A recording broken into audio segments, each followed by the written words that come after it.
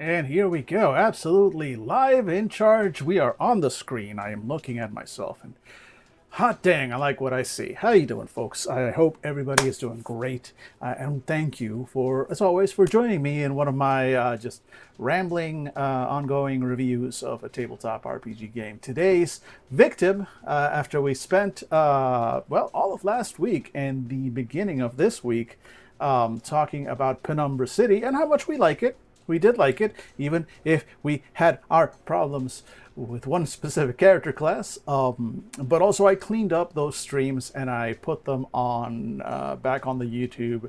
I apologize for the sound quality in the last part of that. I didn't realize I was using the wrong microphone. I am now using the correct one. I made sure of that before the stream began, and hopefully shouldn't be a problem going forward. But today's game that we are going to just spend some time obsessively crawling over is called Cantrip. Here we go. And it is a much smaller book, and it's very colorful. As opposed to the black and white of Penumbra City before. I don't think it's going to take us quite as long to. I don't envision a 4-part opus about Cantrip. Although who knows, we might find unexpected depths. I'm looking forward to it. It looks like a delightful, fun game, much more lighthearted, at least at first glance, than Penumbra City. Then again, Penumbra City just had a wildness, a wackiness that I like. I left that whole review. So before we actually dive into what we're doing, all of that, right? Those previous streams and everything, and this stream and in future streams, these are going to be primarily, how can I put this? This is kind of working out loud in the sense that my intention is to make shorter, punchier, more self-contained reviews slash opinions on the various games that I go through. So after about, what, 6+ hours of content streamed regarding Penumbra City, I am working on what I'm hoping is going to be a 20-30 minute at most script in which I do a more comprehensive review, not the discovery as I go along that the streams were. So there were a few parts in the stream where I was like, oh, I don't know if this is going to work. And then later on in the book, we discover that it does work or that the information is there. So now with that hindsight and everything, I'm writing a script for that. So that's what's happening here. That's what you are bearing witness. Well, not that anyone is bearing witness. I believe I'm literally just streaming to myself, but that's okay. That's okay. You keep it up. Consistency is the goblin of little minds. Is that how that's saying? I don't know. All I know is I'm going to take a look now at Cantrip. So let's go ahead. And switch out. Let me make sure my mic is there, and you see it down there. Cool. Also, let me see. Let me step back. I love this shirt. I love the shirt. Behold the shirt. This is me. There we go.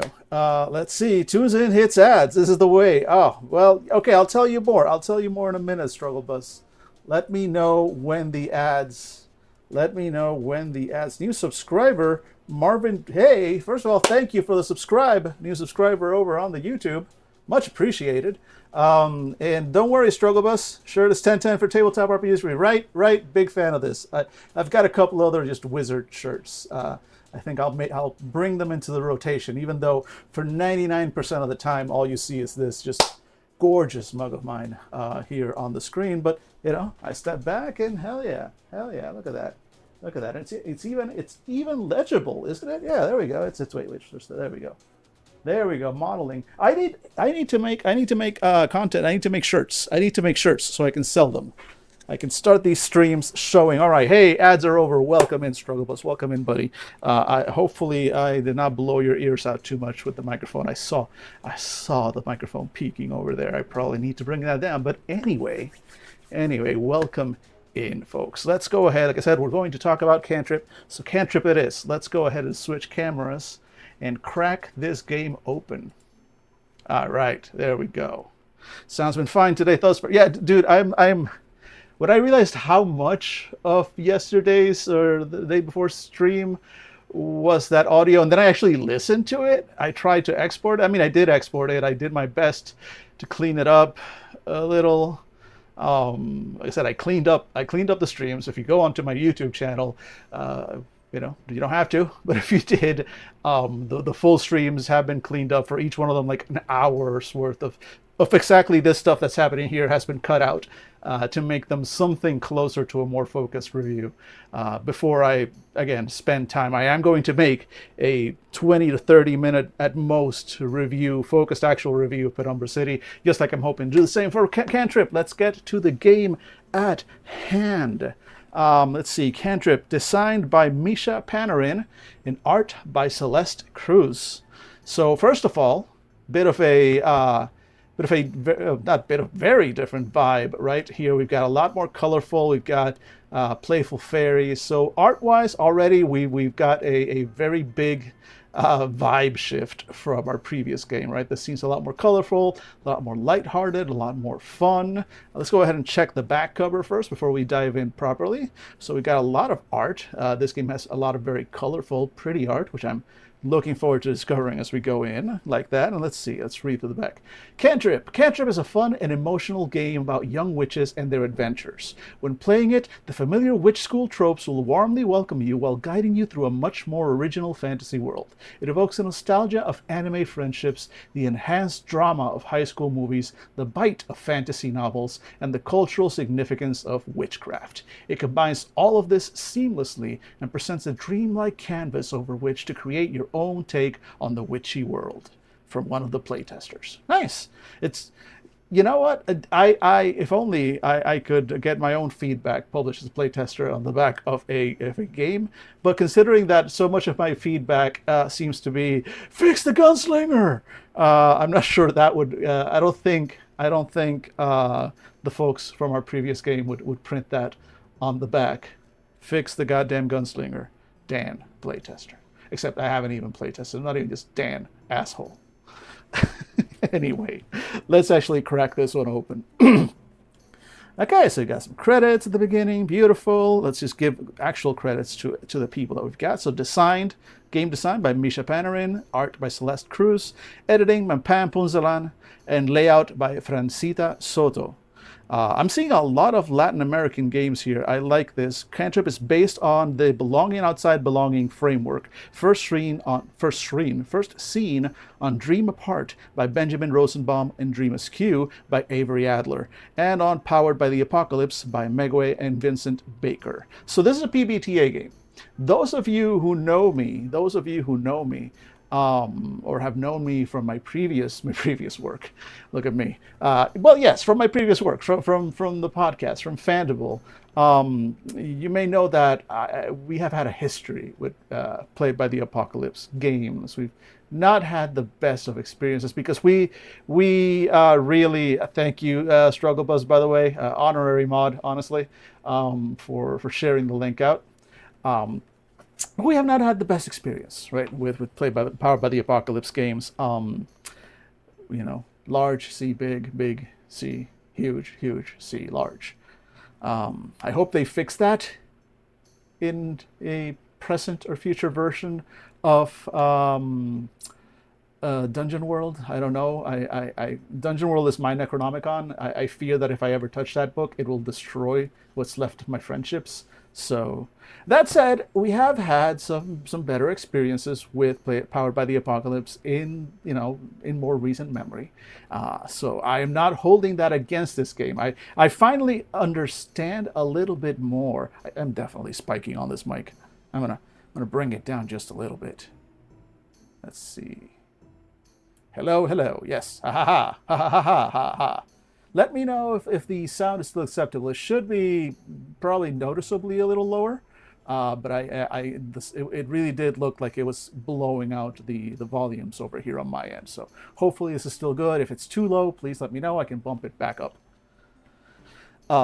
Anyway, point is, I'm not going to hold Powered by the Apocalypse against it. On the contrary, now that I understand a bit of the philosophy behind it, and especially some of my concerns that I had with how limiting it feels. Now I understand that it's not at all, right? It's very much, you just take a very different approach than the more, I guess, traditional D&D World of Darkness-y approach to tabletop RPGs that I have had up until that point, right? So now let's go ahead and take a look at the contents. See, PBTA is a different feel to games and how it handles conflict resolution. Volume has dropped a little, but not too low. Okay, so I'm gonna bump it up just a little more again, kind of midway. All right, so now it's about midway to where it was in the at the start and where it was before. And there we go. So now it doesn't look like I am. Yeah, it goes into the red occasionally, but it's not redding out my whole bar. So hopefully this is a little bit better. We're all learning here. We're all learning here. But yes, yeah, exactly. PBTA is a different feel and kind of approach, honestly, to tabletop RPGs that I think for folks like me that are a little bit more old school, without going, like, it's weird because I am a little old school in that the bulk of my experience was, old school, like second edition, Advanced Dungeons and Dragons, AD&D second edition, 3.5. I still have the 4.0 books, and I will go to my grave saying that 4.0 was underrated. 4.0 was a great game. It wasn't D&D. I don't think it was D&D, but it was a good game. I think it gets a lot more hate than it deserves. And then I never really tried 5th Ed. I was never really interested, which is a problem because now that I kind of am trying to make a living off of this, D&D 5.0, and I guess 2024 now, is the 800,000 pound dragon of the industry. And it's like, but I don't want to do D&D. Anyway, we'll see. I'm going to try and do the most I can with all these indies because this is where my heart lies now. And let's see. So, table of contents. Okay, so this has a table of contents. Indies, right? So our expectations should be kept manageable. Dan, what are you doing with the cloth here? Leave it alone. There we go. Our expectations need to be managed, right? But do they have? No, they don't. Oh, okay. So there isn't a. Yeah. No. Wow. Okay. I guess they really did run out of pages because the book ends. Even it goes through. There's still. This isn't like a cheat sheet. This is the last thing in the book, all the way up to the back cover, is just content. Which, okay, cool. I mean, yeah, everything. Like, yeah, it's just content. There is no room in this book for blank space. I get it. They're doing everything they can with the space they have. I'm sad there isn't an index, but again, this might not be that kind of game. It might not matter as much. I just always like seeing indexes. We don't get enough indexes. So content to see. So what's all this? So we'll have our introduction and tone and inspiration. So all of this is very important because this is gonna make the promise, right? Like this is how we approach, or how I approach anyway, looking at games, right? Each game makes you a promise. It presents you with a fantasy. It presents you with the promise of being a young witch, discovering her powers, right? And young witches and their adventures, and having adventures as a young witch. I'm assuming it takes inspiration from anime like witch. There's one called Witch Hat Atelier, which I really want to check out, and I've heard really good things about. Anyway, point is, it's making you a promise. It's making you a promise specifically through that part. Through the tone, the inspiration, the setting, what is this? Here's hopefully where the game tells you, hey, here's what I'm going to do for you. Here's what I'm going to give you. And then everything else does it deliver on the promise, right? Because some games promise really cool things, and then you get to the rules, they don't deliver. They deliver something else entirely. Again, bringing up the last one we did, this is a good thing that I'm about to say, but it made me a promise about a game where faction building and coalition building and mutual aid and stuff was a central theme, and it delivered on that, both on the theme and on the mechanics to a level higher than what I even thought it would. So that's an excellent example, right? You make a promise and you deliver on that promise. So This is the promise. Hopefully, the rest of this is the delivery. So we'll see how that goes. So how do we play? Fill your cauldron, learn the principles, gather your coven, make your move. Aspects. So I mean PBTA. So moves and aspects, pretty standard. Beginning play, establishing the setting, which we'll look over it. Again, we're not going to read out the whole book, as you know, just like last time. I want people to discover stuff on their own, but we want to see these aspects. So these look to be the aspects here. Look to be the these are the aspects of the town. Oh, I guess we'll learn about them, right? We'll learn about them. Let's see what this all looks like. Let's see, what's all this? Introduction. So this part I'll actually just read out, because I like you know, kind of like letting the game make you the promise in its own words, especially here. So let's go ahead. So, what's all this? Introduction. Cantrip is a role-playing game about witches who are coming of age while studying at a magical academy. They will grapple with their place in the world at large, their emotions, their budding relationships, the expectations placed on them by everyone in their lives, the secrets held by the academy, and the constant scheming of their fellow witches. This game may be different from other role-playing games you've heard about or played, especially if you're coming from stuff like D&D, World of Darkness, or Call of Cthulhu. Hey, that's me. All three, technically. I didn't bring up Call of Cthulhu, but that's me. So, excellent. Hi, hello, book, hello, game. Saying hello to me directly. I appreciate that. Plus, it's just nice to have, because as we just said, PBTA is a different feel, a different approach to games. So I like that here it's being specifically pointed out for the rest of us, right? Let's see here. Cantrip is a 3 to 5 player game based on the belong and outside belonging system, which focuses on big personalities, evocative descriptions, and complex relationships. That's, you know, that's one thing that I want to do a deep dive on. I want to, because there's a lot of games that are sort of based on that system, based on that approach. I want to go back to the roots. I think I want to do a whole video on that, on belonging, outside belonging games, because I don't understand it yet. I can't make that video right now, but I feel like it would be interesting content, right? It'll be something interesting to look into, because there's a lot of games out of it, and I want to see where it comes from. I want to see where it's built from. Let's see. It is designed to excel in a small handful of short 2 to 3 hour sessions. This is merely a guideline. Ultimately, you decide when it makes sense for your story to wrap up. During play, you will take control of a main character, thrust into their first year at the academy, as well as various aspects of the world, whether it's the faculty and staff, their fellow students, or the semi-sentient weave of magic itself. There is no game master. All right, so this is a GM-less game, but there is one player who will take on the role of facilitator. We'll get to that in a bit.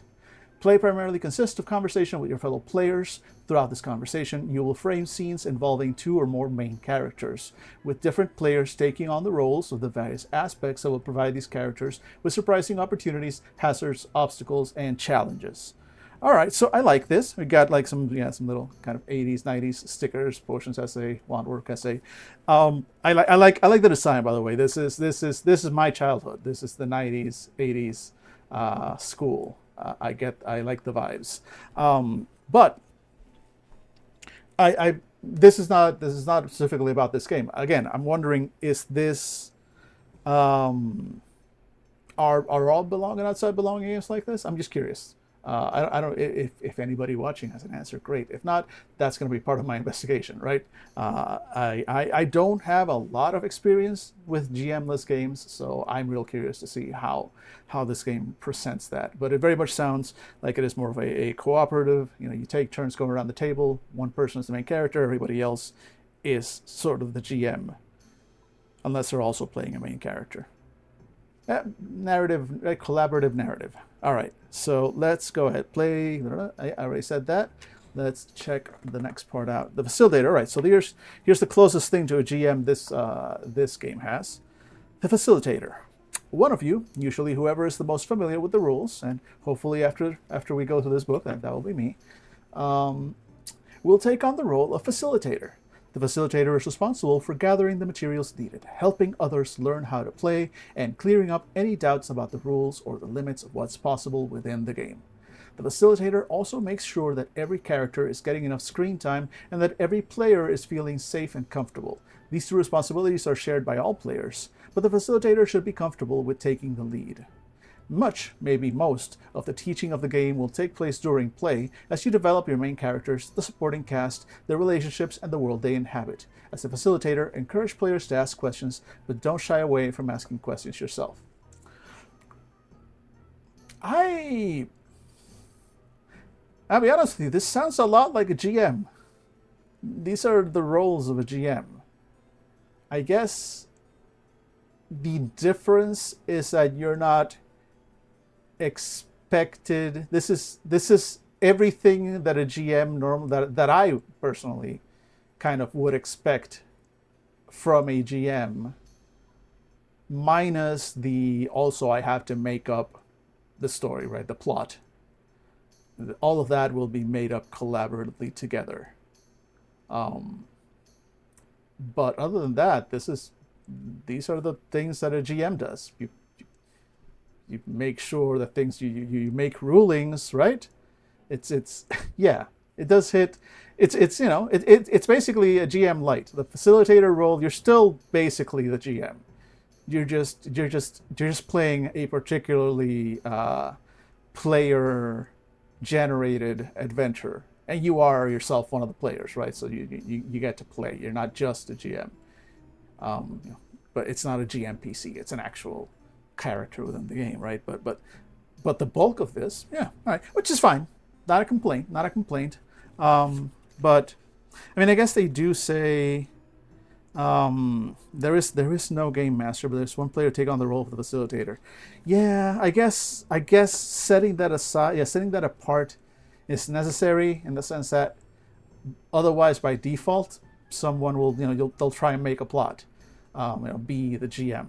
So yeah, it's fine that there's a separate role, but damn, that role is basically a GM. Again, I'm curious to see once I go over other BOB games, alongside belonging games. I want to see if that is a common thread among them. I'm curious. I like it. Let's see. That actually raises concerns that GMPC trap. We'll need to see what the rest of the games. Right, exactly. I did kind of thought about it. I did kind of think about that.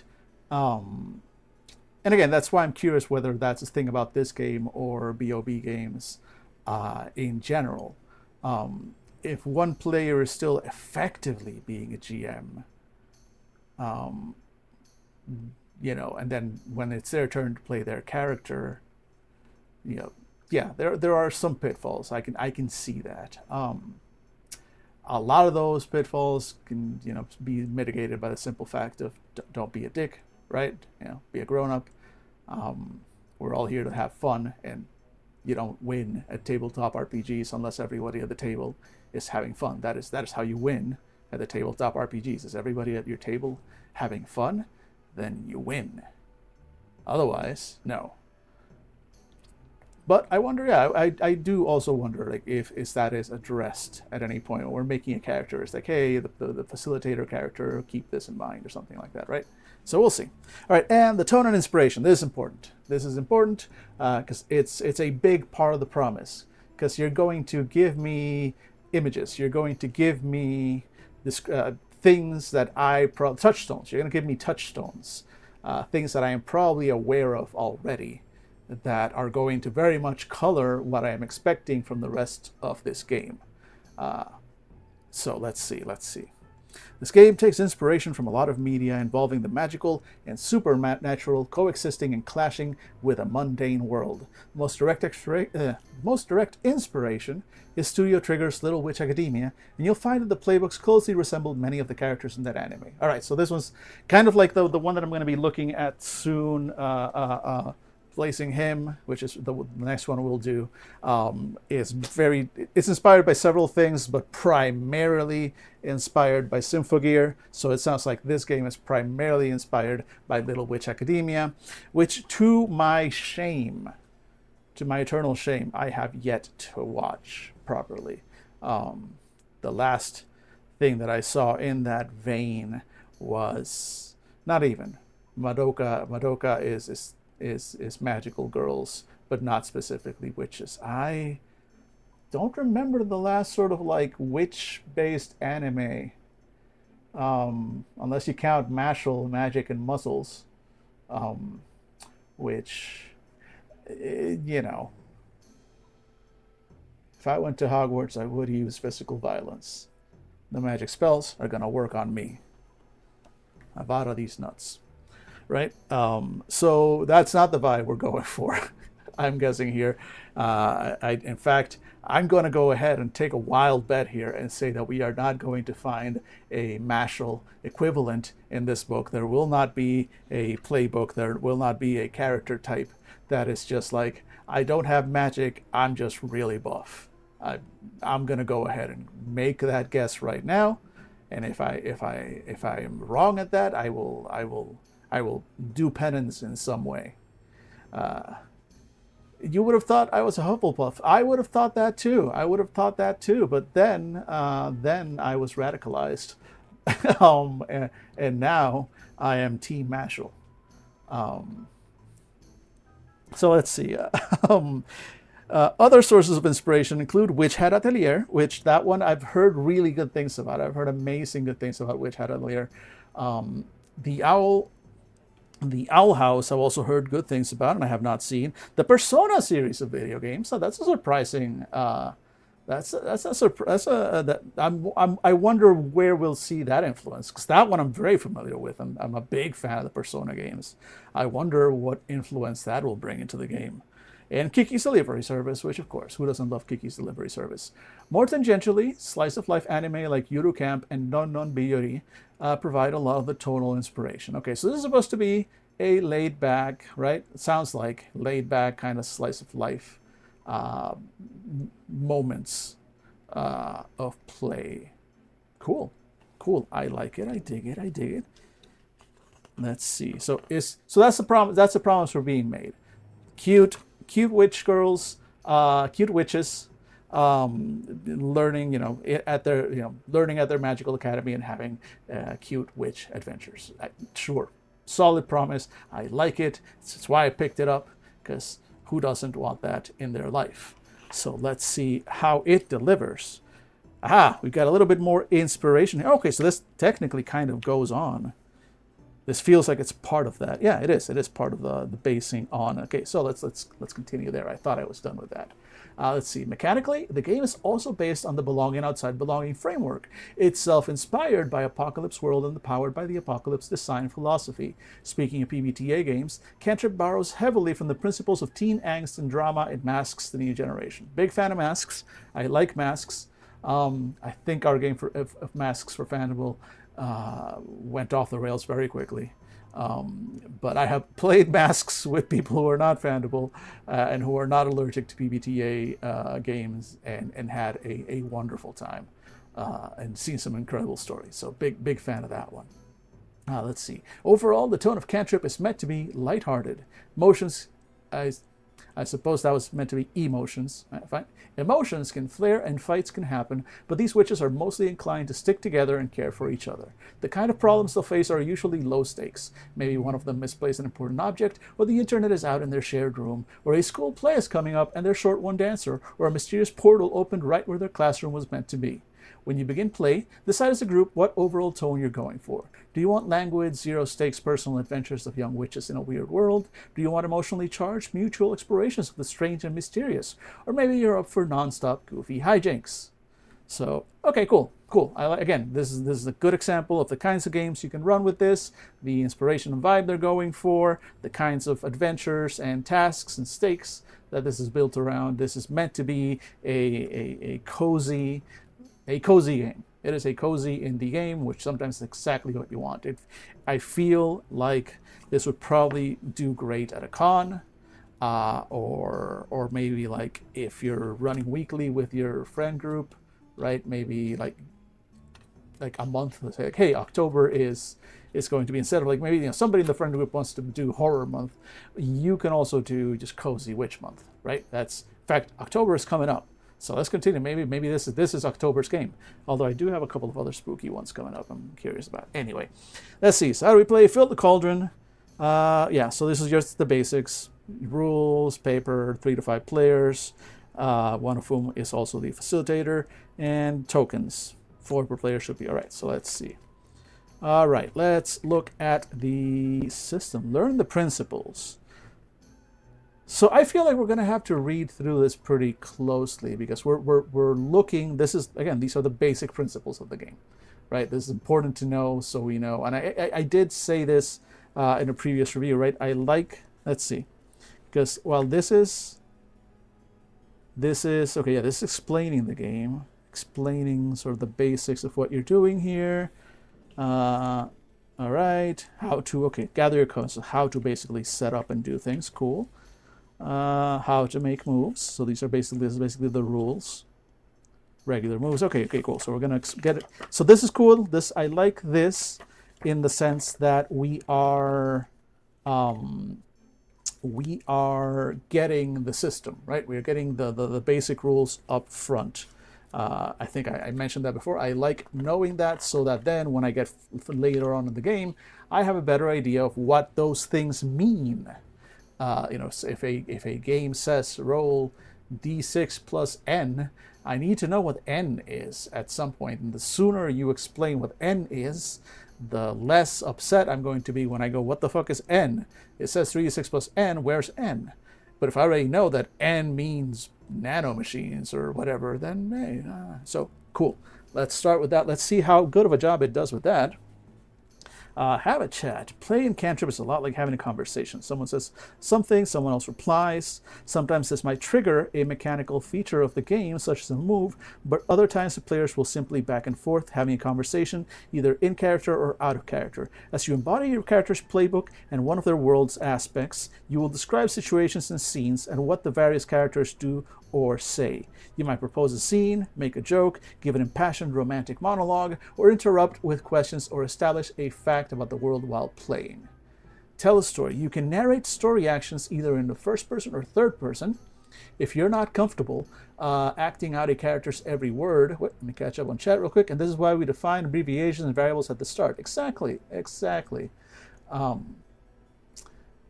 If you're not comfortable acting out a character's every word, describing the gist of what they say is perfectly fine. Getting fully into character and saying something like, come here, say that to my face if you think you're strong enough, is just as valid as simply describing your character provoking an enemy and curling her fist into a ball, ready for a physical confrontation. You do you. Make some trouble. While this is a low-stakes game where dire issues always have a satisfying resolution, bitter rivalries often turn to friendship, and in which hope and wonder triumph over gloom and doom almost every time, you do need some sort of conflict to drive the plot forward. Your playbook offers some pointers to the kinds of conflicts your main character might face, and aspects offer no end of possible complications. Additionally, when you circle 3 things which are in conflict at the Academy, you are signaling that you want these issues to come up often and be a constant source of narrative tension in your life. So I'm guessing that is a step that we will do later. The only thing I would ask here in a better world is a page link.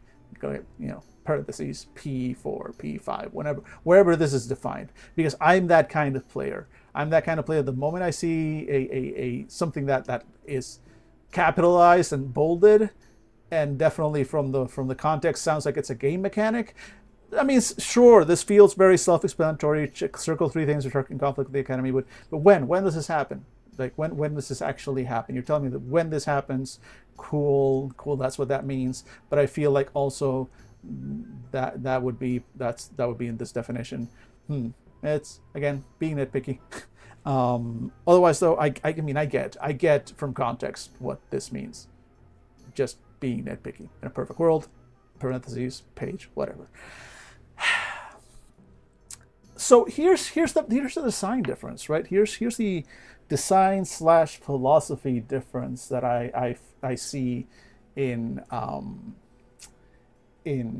Powered by the Apocalypse games. In other games, you come up on a situation, and in order to take action on that situation, you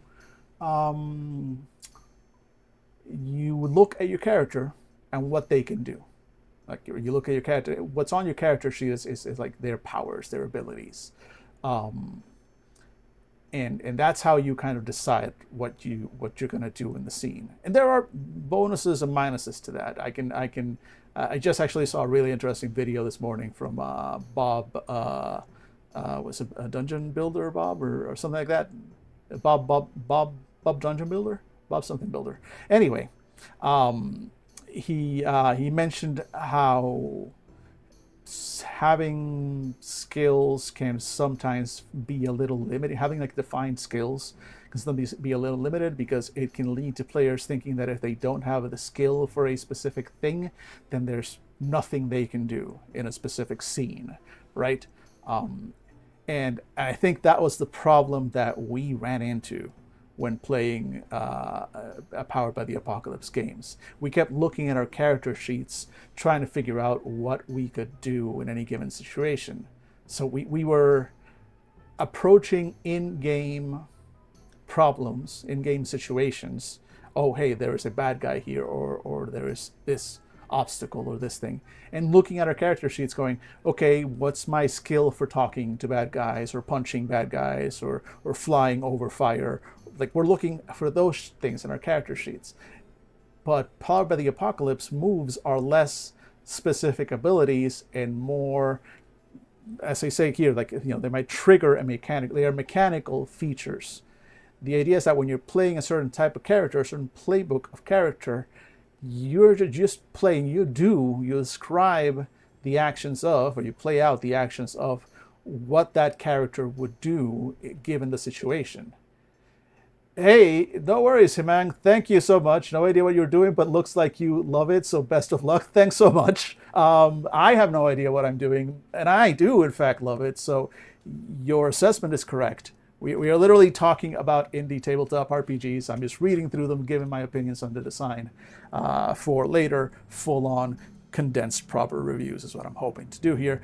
But either way, I love what I'm doing. Thank you so much for noticing that, buddy. Let's go back to this. Point is, I in these kinds of games, you just say what you're doing. You say what you think your character would do. It's less important for them to have that specific thing listed on the character sheet. Like you already know what you can do. Your character sheet does kind of list your abilities, but that's not what you're looking for. You just react, and certain ways of acting will trigger moves, and then mechanically something will happen in the game, but they're meant to be reactions. They're meant to be the mechanics react to the characters, rather to the character's actions, rather than the player reacting to the game with mechanics, if that makes any kind of sense. I'm not sure I explained that well, but I tried. Let's continue looking at the game and see what we do here. Gather your coven. Okay, so this is how we start, right? This is the description of how we will set up the game once we have players. So let's just go ahead and look through that real quick.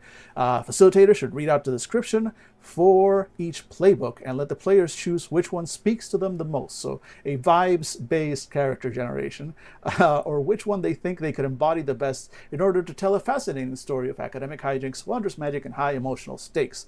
Once everyone has chosen, go down the sheet circling choices as prompted.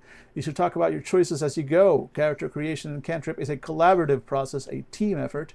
Boldly express any cool ideas you come up with. Ask questions of your fellow players if you're looking for inspiration. Try to find narrative connections between the different playbooks. Cool. I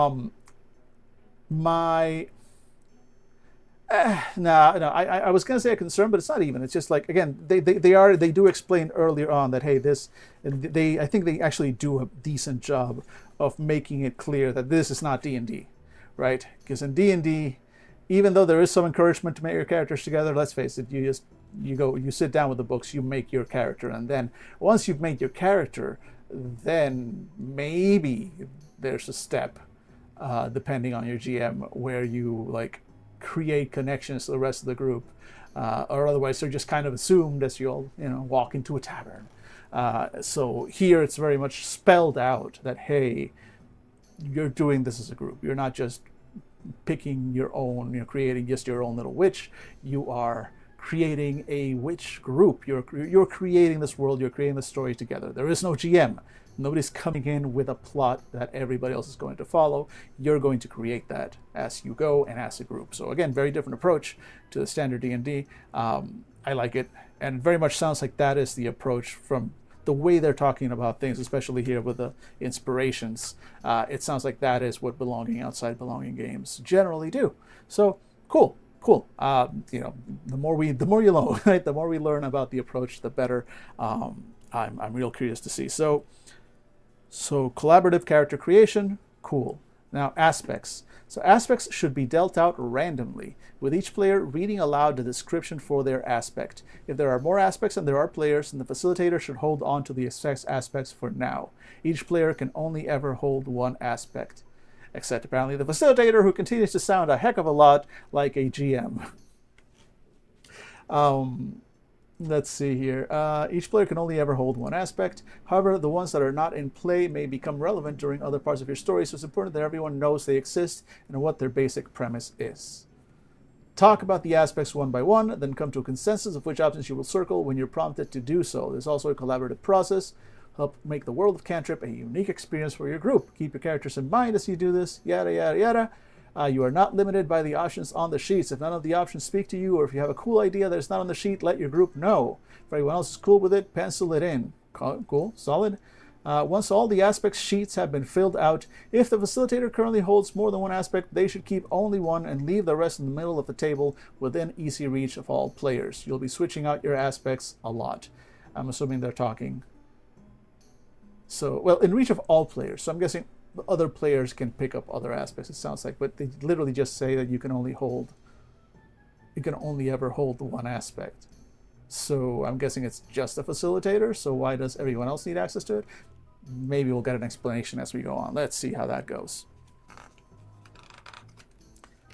Make your move. All right, so just what I was saying, right? And this is an explanation of that, the difference. In Cantrip, the fiction comes first, with mechanics following the fiction. You are, above all, telling a story together. The actions you take, the words you speak, the decisions you make should serve the narrative you are developing together. Don't keep secrets, and don't be afraid of speaking out of character to say what you want to happen. I'd really like my character to sneak out of her room to go flying on her broomstick is encouraged.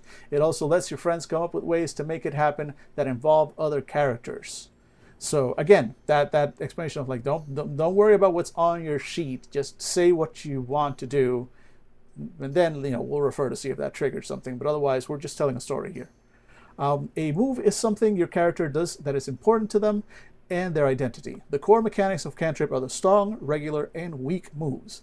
Take note, though, that if a certain kind of action isn't listed as one of your character's moves, that doesn't mean you can't do it.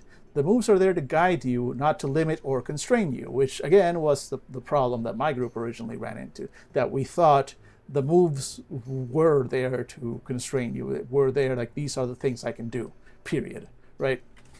I think also it may depend on the Powered by the Apocalypse game, because I've seen some PBTA games that do seem to treat moves as more standard abilities. And I feel like that confuses things, because then that's not really the approach you want to take with this kind of game, I think. I don't know. I mean, there's different. Each one is different. Like, just because it's PBTA is a vibe, honestly. Each game takes its own twist on it, which is kind of the whole point, right? Each game is different, so just what makes one PBTA game tick may be completely different from another. But I feel like the spirit of PBTA is that it's this whole fiction comes first thing, right? Narrative first, narrative triggering moves rather than moves triggering narrative. So we'll see. This one at least seems to be sticking to that original intention, which I appreciate. Let's see. Moves represent broad descriptions and are thus open to interpretation, right? So feel free to stretch your definitions and twist them to suit your needs. For example, the Starstruck's move, Upend the Status Quo, might be taken literally if she is rebelling against the deeply entrenched and conservative witch aristocracy, but it might also be interpreted more obliquely, like her getting a position as an assistant teacher despite only, quote-unquote, being a student. The Pasha's quote-unquote open a door could literally slide the bolt on a door, or it could more allegorically allow her to gain an invitation to an exclusive event, or make a spot magically open up in the club she wants to join. Some moves will ask you to either use or gain tokens when you make them. When you gain a token, take one from the central pile and put it in front of you. When you spend the token, return it to the central pile. You spend tokens to do cool things and gain tokens when you leave yourself vulnerable. Everyone starts with 0 tokens. Cool. So let's see how those mechanics work out. Okay, so we've got the 3 kinds of moves: regular, strong, and weak. Regular moves represent your character's most common everyday pursuits, attitudes, and behaviors. When you're not sure what your character would do in a given situation, look at your regular moves. Even the most mundane activity can easily be disrupted by another player making an aspect move. Perhaps the hedge is foraging for mushrooms, as she often does, and stumbles into the monsters from the down below, planning a prank. Maybe she messes up a magic circle in the forest, unleashing some danger onto the academy. Be weird, be clever, be imaginative, be surprising. All right, but I guess we'll see some of these moves as we look at the playbooks and aspects. Strong moves represent your character at their best, showcasing their power, fulfilling their potential, being totally in control of themselves in the situation, rising above any obstacles. Strong moves typically indicate the climax of a scene or an important turning point, which is why they cost a token to use. Interesting. All right, again, once we see some examples, we'll get a better image, or a better, clearer image, rather. And then weak moves. Weak moves are the opposite of strong moves. They represent your character in danger, vulnerable, or overwhelmed, whether by external hazards or by their own emotional turmoil. Weak moves allow their enemies' plans to advance, traps to be sprung, or luck to turn against you. When you use these, you gain a token. When another player makes a weak move, don't be afraid to make the consequences dire and immediate. They help create conflict and tension for scenes. Go hard against your fellow witches because they're way stronger than anyone realizes. They shine brightest when they're under pressure. Interesting. Okay, because that's going to be hard. I guess it's on the facilitator to try and not so much enforce as encourage this, because play well. And actually, no, never mind. I'm acting here like I don't have friends. I know how friends play. No, like if I was playing this with Dave and Jesus, and we're all 3 magical little witches, you know they would take this, go hard against your fellow witch. Oh yeah, no, they would take every opportunity to fuck you over, given the chance. Especially in this kind of game, they would just assume this is a game of Fiasco. So let's see. You'll notice that all witches have a weak move that allows them to establish a fact about some wider, larger aspect of the world in order to gain a token. Be as creative and out there as you want here. The magical world is inherently weird and fantastical. Interesting. Okay, so there's a move that not quite PvP, but close. Yeah, exactly. I mean, you're telling stories, right? But it's also like, there's going to be an aspect of just fuck with your friends to that, which, encouraged, honestly.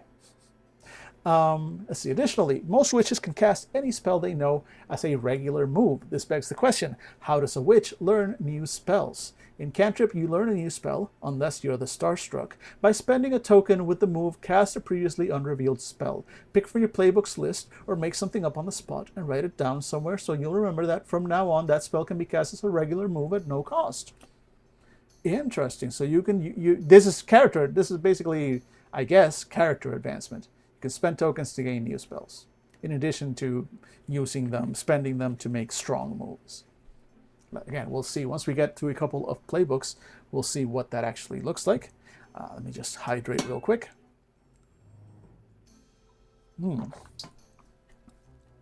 All right.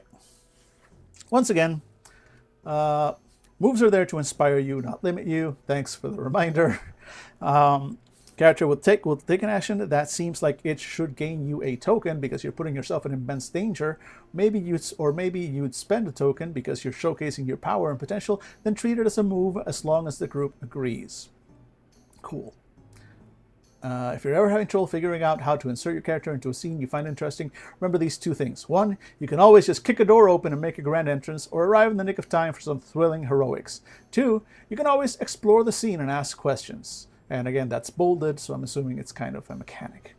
This lets other players add, well, no, it's bolded, but it's not capitalized, so maybe not a mechanic, just bold. This lets other players add details, characters, and situations to a scene based on your questions. Remember, it's a conversation, which might get your creative juices flowing. All right, now we have the aspects. Let's see, explain those to me. When you have picked up an aspect, you are momentarily in charge of embodying that aspect and describing how it manifests in the world at large and how it involves itself in the current scene in particular. Not all aspects need to be present at all times. For example, you'd be unlikely to find a lot of adults if you're wandering around the forest or delving into some hidden chamber of the academy. Familiarize yourself with the, and this is in bold, pick up when ... statement atop your aspect sheet. It lists reasons to start actively playing your aspect rather than your character. If playing your aspect is difficult, something that might happen if you're playing a character in the same scene, you can always trade it away. Either swap with a spare aspect in the center or another player's currently held aspect. You will always have exactly one aspect in front of you. Okay, so that's the mechanic that, leaving it in reach of all players.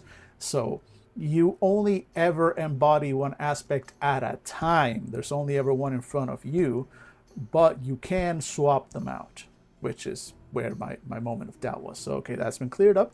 Cool. Aspects are both proactive and reactive. Academy life is full of surprises, and there are plenty of challenges for young witches to overcome. If there's a lull in the narrative, discuss some way to cause trouble for the witches with an aspect move. Be as creative and weird as you want. We are literally dealing with magic here, so your imagination and whatever you as a group have established about the world are the only real limits you have. Not every scene needs an aspect in play in order to shake things up. Sometimes a witch bearing her heart to another is compelling enough on its own. When moments like that happen, let the players involved lean into that. Trust them to create a memorable, touching scene. Foster an environment where everyone feels safe, empowered, and confident about asking for things. Would you be all right with someone interrupting you right as you're finishing your big monologue? Is a fine way of proposing complications, but letting other players dictate whether they feel like that would add to the scene. So, yes, don't be a dick. Be kind of yes and rules in general, or yes but, or no and, or no but, or yes and but, or yes and, or yes but, or yes and but, or yes but and. I probably missed a couple, but all right. So now we play. What happens here? Play happens in turns, going clockwise, or sunwise, as the witches would call it, around the table. When it's your turn, you may do one of three things. Okay, so every time when you go around the table, it's my turn. Hey, Dan, you, 47-year-old man, playing an adorable preteen witch, discovering her magical powers for the first time, which is a perfectly normal and valid way for you to spend your free time, Dan. Do one of these three things. These are your choices. Narrate a slice of life, frame a major scene, or get a read on the academy. We've got a little note here. Let's see. Remind Linda to do her part of the enchantments presentation. Cute. And let's see. So these are the three things I, Dan, middle-aged man playing a young witch, can do. So let's say I go, I sit there and I wonder, should I narrate a slice of life? Well, I mean, that is a way to catch your breath, or maybe a way to decompress after a particularly intense sequence. Lets you add texture, depth, and richness to your character by narrating their day-to-day life, or a small interaction with another main character or supporting character who should be played by another player. If you're paying a friend a visit, cramming for an exam, going into town to shop for supplies, or just winding down, you probably want to narrate a slice of life. Playbook and aspect moves may be used here by anyone, as long as it makes sense. Maybe that's what I want to do. But what if, instead, I think to myself, wait, maybe I'd like to frame a major scene, and apparently that's a whole process. There's 2 whole pages, 3 whole pages, 4 whole pages, 4 whole pages on this. So, big decision that Dan here has to make, right? Framing a major scene. It's the most important part of the 3, which I guess is why it gets 4 pages. It's what drives the narrative and lets the witches shine as characters and as people. It's also where you use the vast majority of your playbook and aspect moves. You should aim for about half your turns being used to frame a major scene. Major scenes can be short, decisive moments like a tense negotiation with the student council or making a quick escape from the forest, or longer, more elaborate sequences, organizing and preparing the Harvest Festival, all while figuring out who is sabotaging your efforts and why. When you frame a major scene, you should pose a tightly focused question to the group that establishes the stakes and main conflict. Can we find the ingredients for this potion before time runs out? What is that weird noise coming from the bell tower? Framing scenes in this way allows you to begin in media res and cut right to the action. You can always flash back to preparations or retcon something that happened off screen. All right, so solid. This is your standard action scene. I get it. So you got your basic super low stakes, as low stakes as it gets, a slice of life. Then major scene is action. Something is happening, something important. Plot is probably moving forward, and then we'll see what Gettery on the Academy reads. But got some guidance here, guidance on how to run a major scene. So you need at least 2 major players. Doesn't have to, 2 main characters. Doesn't have to be your character, but remember to check in with your fellow players first. Consider the following things. Where are you? And give some examples. So a classroom, academy grounds, town, swamp, etc. Describe. Okay, this is basically, I guess this is good advice. Okay, this is basic, like this is basic scene description stuff, which is good to give to the players, because this is stuff that coming at this as a GM, this is standard. This, of course, I'm setting a scene, right? But to the players who are used to sitting down and only narrating their one character's actions, and the GM is the one that sets the scene, this is a good reminder, right? This is good to have because every player will be doing this. I like that. I like that. Again, at first I was about to say, like, why do you need to? This is the basics. This is just describe the scene. But I get it. I get it. It's for the players here are everybody is a GM effectively, so it's important to spell this out. So solid. This is why it gets 4 pages, because it's a GM section in addition to just being what an action is. You should open the scene by making a move with your character. Interesting. If you don't know what to do, ask another participating player to make one, or let the player holding an aspect make a move. In a major scene, you play to find out what happens. So that's not a move, it's bolded, but it's a major concept. I think it's one of the big differentiators. This is not so much about PBTA. I think it's more of a game approach, right? A way to approach tabletop RPGs. You play to find out what happens. There is, I guess it is a PBTA, GM-less, more freeform, more improv-y kind of approach. That whole play to find out what happens. Because it is like, no, there is no answer. You play and you figure it out. So I like that, right? Players, exactly, you're just setting a scene, you're setting the players, but you don't know what's going to happen. You don't know how that scene is going to end up, right? If there was a GM here running this, then they know that this banquet is going to end with an attempt on the king's life, for example, because that's the plot they have. And they're going to hopefully be able to pull that off before their characters get bored and start a revolution or attack the Duke or sneak off to try and steal the Queen's underwear or whatever your particular group of murder hobos likes to do whenever you throw them into a social scene. So hopefully it's on the GM to try and keep them on track to get to that assassination attempt. With this approach, it's no, you set up the banquet and there's the Queen and there's the Duke and there's the King, and that's it. That's as far as you plan. You've set the scene, and you do it with a move, right? Your character, the one that you've chosen. This is how you go in, doing this thing. Let's see. The scale of players I just displayed in that short description is wondrously on point. Yes. Well, I mean, it's I've run quite a few games in my lifetime, so all three of those things. All 3 of those things have happened, sometimes in the same game. So again, that's the difference in approach. It's you play to find out what happens. You set the scene, and although all of those things, especially given the players I've had, all of those things may in fact happen actually, but there's less planning. You're playing to find out what happens. You're playing to discover. Players whose main characters aren't in the scene are free to disengage and enjoy the scene. Otherwise, they should keep an eye out for opportunities to insert themselves into it, either as a main character or by playing a supporting character or embodying one of the available aspects. If you notice someone hasn't participated in a while or is having trouble figuring out a way to include themselves into the action, ask them if they'd like to jump in. If they say yes, ask questions to let them establish facts about the scene in order to make it easier for them to do so. Cool. Everybody helps each other. Again, different approach, very collaborative approach to running games. I like it, but it's going to be a big mental shift for people that are unused to it, like it was to my group. Now that I understand it better, I actually appreciate and like it a lot more.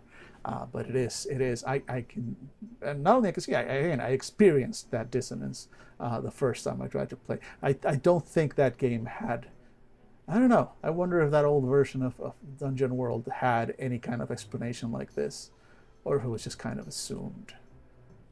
Or in classic, Fandible fashion, we simply just skipped over that and just looked at the rules and decided to primarily ignore them and try to play D&D, and then got angry.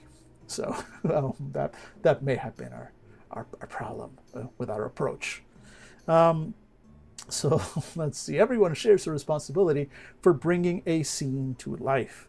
You may step out of your role for brief moments in order to establish new details and introduce and play supporting characters. However, try not to have conversations with yourself. This is also good advice for GMs. I have a bad habit of doing that, and now I actively try and watch myself and try and keep NPCs talking to themselves or to one another to a minimum. It can be tricky. Sometimes you need to deliver some information. But again, keep it as quick as possible. Try and minimize that. It's generally not a good idea for you to be, for any extended amount of time, just sitting there playing multiple NPCs talking to one another while the players watch. That's not what they're here for. And it's going to slow things down. It is hard. You don't want to tag swapping on your forehead to GM multiple PCs. Look, it's hard. It is hard work for you as a GM. It's going to be confusing for the players. It's going to be slow. It's just, don't do it. Don't do it. Avoid it as much as possible. Good advice. Let's see. The scene ends when the group agrees it should end. Usually at that point, the witches will have achieved a satisfactory resolution to the question posed at the beginning. But it's fine if there are loose ends or they suffer a massive setback. This can become a thread you can pick up in a future major scene. Okay, so that's a major move. So that's basically it's a scene. It's a standard. This is as close as you get as a standard scene in a tabletop RPG. There's just extra information on how to run a scene. That again, this is stuff that in a regular game, I was going to say a normal game, but not a more typical game, in a non-PBTA game, very similar to stuff you would just expect to see in a GM section. And here it's spelled out to all the players because there is no GM. Every player is taking that responsibility of setting up a scene, and setting up the characters and the setting and the description and everything. Good, I like it. I can see this being intimidating for some players, but cool, grow. It is. It's an opportunity for you to grow as a player. It's an opportunity for you to take control. And honestly, this kind of experience, if you who are watching me, and not you, Struggle Bus, because I know you're an old hand at this, but anybody watching this video, either now live, just lurking, or in the future, somehow the algorithm delivered this to you. Here's just some basic advice. This kind of stuff here, about setting a scene and description and keeping certain things in mind and keeping other characters in mind, and in the setting and who's there and all this stuff, it's gonna serve you well as a player as well. If you're used to only describing, I know some GMs might be slightly resistant to that. I can see some GMs, I know some GMs are very old school and don't want you to insert anything into their world that they have not placed. But the bulk of GMs will let you take a certain base level of narrative, nudging as you go. Feel free to do that. Just be descriptive. If anything, always just look to your GM and kind of like check in with them and go like, hey, is it okay if I add this, or is it okay if I say that this is here, or that, one of those? And they might say yes, they might say no, but let's do it this way instead, or they might give you a reasoning why. But at least, don't be afraid to do that. And a lot of indie games, it's actively encouraged. You're meant to be an active part of the narrative of the story itself, not just the narrative of your character. And honestly, in my experience, games in which everybody at the table is contributing to the narrative are superior, are just more fun. It's more fun, more creative, more memorable. I'm more invested in them. The players are more invested in them. So that's I think a big part of why PBTA games in general are, have made such an impression, because it is that shared narrative. There is that investment. People really get into it because it makes you care. It makes you care. All right, let's continue here. So now the third type of action. We go back, take a few steps back. See, prop dwarfs are wonderful. Stunt everything, and if the system allows, always pay the points to do the cool thing. Exactly. That's the thing. Like, I'm a big fan of Rule of Cool in general. We're here to have fun. That said, there are people whose fun is strict adherence to rules, and if that's the case, Pathfinder 2e is out there for you. But I'm more of a pure. Yes, give me some rules, give me some crunch. That's half the fun. But if your system doesn't allow for Rule of Cool, I'm gonna think less of it. This definitely allows for Rule of Cool. In fact, it encourages it. Fuck yeah. Big fan of that. Let's see. So the third type of action, again, taking a couple steps back, we're back in our framing. We're back to Dan. Dan, 47-year-old man, playing a apparently pubescent or prepubescent girl. This is going to get me demonetized. And I've thought about Dan here, not me, but this hypothetical Dan, has thought about his first two options. The first, of course, being to narrate a slice of life, or the second option, frame a major scene. And yes, Struggle Bus, you have been called out. Okay, Pathfinder 2. I mean, look, Pathfinder 2 is a great game. It is there for you, who wants the crunch and the very well-defined rules. It's there. And it's fun. It's fun. I'm not going to say no. I, in that sense, prefer, and I'm gonna say a bad thing now, but I do kind of prefer D&D a little. Shadowrun is crunch. Shadowrun is mega crunch, if you will. I mean, not the way Dave plays it. Dave saves us from the worst of the crunch. But yeah, Shadowrun is real crunchy if you let it. But I did enjoy my combat in D&D. No, you know what? No. I think one of my favorite combat experiences in a game, and that's one that I should probably add to this review list, is Savage Worlds. Savage Worlds, and especially our game, the Hellfrost game, I really, really liked the combat in that game. I mean, there were minis as well there, which is something that in the podcast we don't usually do because it's an audio-based podcast. But I really had a lot of fun with Savage Worlds combat. It really hit, to me personally, what felt like the right amount of crunch and of bending and using the system and being able to do things mechanically, like hunching over a table, measuring distances and spending points and doing things to get a mechanical result, and then making a roll and going fuck yeah when I do something. But all that work led to it wasn't work. It was just enough to make it feel crunchy while delivering a really fun and epic experience. That I think is my favorite sort of D&D alike combat experience that I've had in a long time, Savage Worlds. Let's see, yes, Savage Worlds are there just enough mechanically to give you a feel crunch, but allows for the fluidity of very natural story. Exactly. Savage Worlds does an amazing job at that, in my experience.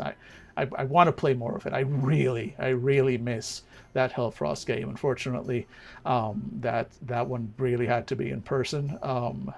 And I don't think we record. Did we record Hellfrost? I think we did, didn't we?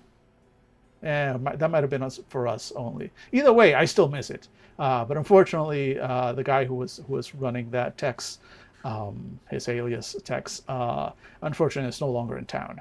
So he cannot run that for us. He also cannot make the minis and terrain for us anymore, which makes me very sad. Makes me very sad. But I do want to play more Savage Worlds, and I think I'm gonna one of the games that I'm gonna look over is gonna be Savage Worlds. I'm gonna add that one to the list. See, it was there, I think. Yeah, that was Dave's friend. Yeah, Tex. Yeah, running it. So, okay, so we did actually post it. Oh, right, because we had another game that was also Savage Worlds based, but not Hellfrost. It was more like classic Savage Worlds that we ran, and that one we didn't record. That one was just for us. I missed that game too. He also made minis and terrain for that one. Man, I miss that guy. I wish he was still in town. I mean, he's still our friend. We love him. But, he's not in town anymore, so we can't get together to play. Oh, well. Anyway, going back to the framing device, I've thought about this other two moves, and now I'm going like, wait, maybe what I should do is get a read on the Academy. So, when that happens, what would happen? Well, if I were to make that choice, apparently I would step out of the narration proper for a brief moment and get a metaphorical bird's eye view of the entire Academy and its surroundings. And you get to ask a question or make a statement to collaboratively establish a fact regarding the feelings, opinions, issues, beliefs, and values of various communities related to the Academy. So, let's see. Back to the Academy for these magical pieces. Exactly. First, choose a topic to either ask a question or make a statement about. Might be something that happened in a previous scene, something that's been foreshadowed or planned, or a wider philosophical point. You can frame it as a question, for example. Should we make contact with the ghosts who now roam the library? Is the student council on the up and up, or are they planning something dangerous? What's the deal with the substitute teacher's hard-ass attitude? It can also be framed as a statement. The ghosts in the library are dangerous. The student council is about to unveil a new scheme that will make our lives more difficult, etc., etc. I feel bad reading the entire thing. Then, beginning on your left, each player will express the views that one particular community has on this issue. It might be a general description of a subset of characters, such as third-year students, or a named established faction, such as the Magical Creatures Labor Union and Refoundation. Give a short sentence describing how that group feels about the issue at hand. However, keep in mind that the views are always opinions and beliefs rather than facts, and that there are always exceptions among their number. No group is a monolith. The first round. One last thing before we begin. During the very first round of play, each player should narrate a slice of life in order to introduce their characters to the group and show them in their natural habitat, living their best life, vibing, eating hot chip. Approved and appreciated. So, okay, so let's take a step back again now. So we've got three things. You take turns. Again, no GM. So you take turns around the table, and when it's your turn, you choose one of these three things to do. You either narrate a slice of life, frame a major scene, get a read on the Academy. When you narrate a slice of life, it's just a laid-back scene. It's just the kind of scene that you would normally describe like a downtime scene in a more traditional RPG. You can still have little adventures, but it's meant to be kind of a downtime scene. This is when you go shopping, you introduce your character, their day-to-day life, slice of life, right? Or you do a frame a major scene, which is the more traditional, like, we're doing something. We're exploring the haunted library. We're sneaking out of the potions class. We're trying to, get to the mall before it closes to get, the new wands that are on sale, whatever. Or the read on the Academy, which is more of a step back, almost entirely out of the game. Well, not entirely out of the game, but definitely out of your character. And it's the equivalent, I guess, of in a TV show or a movie when you just kind of do those scenes where none of the major characters are, where it's just it's still a background scene, but it's a background scene that establishes something.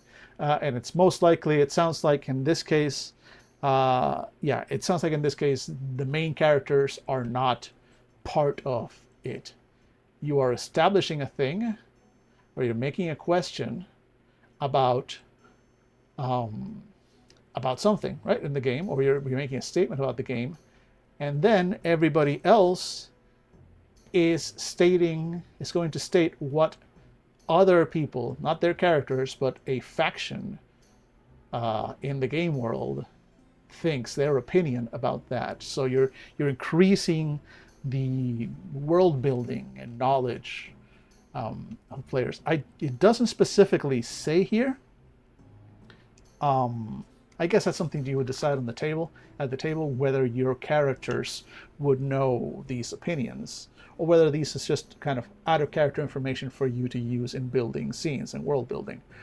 I would personally say the latter. And then it's like, all right, cool, that's cool. Oh, wow, if my character found out that the third-year students are all about going to making contact with the ghosts in the library, then she would definitely want to join. So let's play out a scene where she finds that out. Oh yeah, my witch would also like that. Then that boom, there we go. That's the next scene, and that would probably be framing a major scene. So that leads to that. I dig it. All right. Now we're establishing the setting for the game now. This much is true. So this is the base setting of the game. This part is the part that doesn't really change from game to game, right? This is the core setting, and then after that you change. So I'm gonna kind of try and just skim it rather than read the whole thing, and then give you the vibes that I get. So it looks like, okay, you get to decide what, magic is a rare talent. You get to decide whether the world likes it or doesn't like it, but not everybody has magic. But that's a basic established fact. And people come to the academy to train. Witches, especially hundreds of witches, are enrolled in the academy at a given moment. They all live on its grounds throughout the school year. Academy with livery built next to a regular okay, so there's a regular mid-sized town next to it that is not magical. It is just a regular town. The coexistence between them is a little weird but peaceful. Fragile peace. The academy has agreed to never erect magical walls or barriers. That is fully integrated with the electricity, gas, water, sanitation. Right? So no magical toilets, regular toilets. Good. Okay, magic exists in many forms, not just spellcraft, but also magical flora, fauna, potions, all sorts of things. Magic is also highly varied, unique, and above all, personal. So everybody has different types of magic. Very cool. Some witches memorize incantations. Younger witches have learned to express themselves or big personalities with unique forms of magic. Very cool. One notorious student was known to carry spray paint everywhere, allowing her to stencil magical words and sigils wherever she wanted. I love that student. Love her. Vibrant and varied witch society at the school. Vast dome-shaped spell covering the school grounds that acts as a universal translator. Okay, cool. Diversity also brings some trouble. Traditionalist witches don't care for the new generation's more carefree approach to tenets, yada, yada, yada.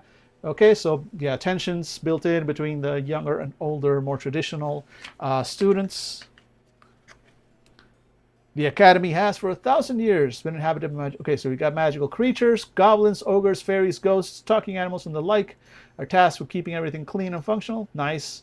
And witches are traditionally girls and women, but the newer generations are known for transgressing gender in unexpected ways. They may have more than one gender, or no gender at all, or change their gender as often as they change their hat, or have a gender nobody else has. Play around with gender as much as you like and are comfortable with. Good. Simple. You want to play a girl? Play a girl. You want to play a boy? Play a boy. You want to play anything else? Play it. Be the witch you want to be. Be the witch you want to see in the world. Okay, so here we go. So we've got, okay, cool. I like this. I do like lists. So this is the one where we said circle stuff. Yeah, so we're being given options and being told to circle things. I would photocopy this. I don't like writing on my books, but that's just me. But okay, cool. So we've got just a list of things. You circle one or write your own. Cool. How old are the students? High school and college. Not too many other options there. Nice.